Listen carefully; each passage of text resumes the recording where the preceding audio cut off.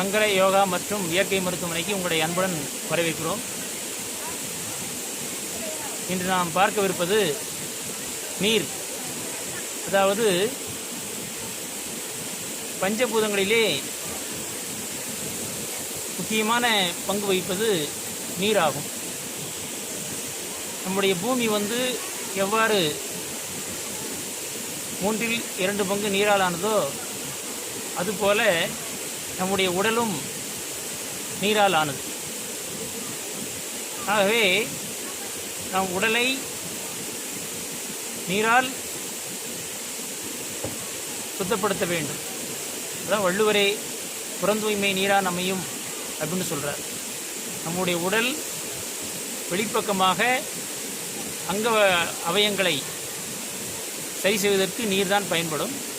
அதே போல் நம்முடைய உள்ளுறுப்புகளை சுத்தம் செய்வதற்கு நீர் சிகிச்சை தான் இயற்கை மருத்துவத்தில் அதிக முக்கியத்துவம் பெறுகிறது. இதிலே தண்ணீர்னு சொல்லுவோம்.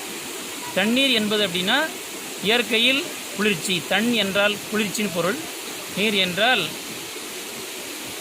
தண்ணீர் குளிர்ச்சியான நீர் என்று பொருள். குளிர்ச்சியாதுன்னா இயற்கையாக இருக்கக்கூடிய நீர்.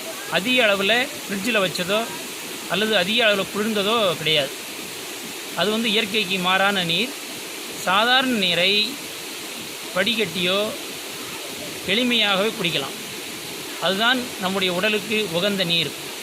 முதல்களில் இயற்கையிலே அதிகமான சத்துள்ள பானம் எதுன்னு பார்த்தீங்கன்னா சாதாரண நீர் தான்.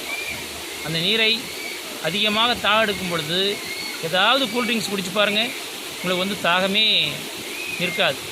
அப்படின்னா என்ன பொருள்? அதாவது நம்முடைய செல்களுக்கு தண்ணீர் தான் தேவை என்று சொல்கிறது.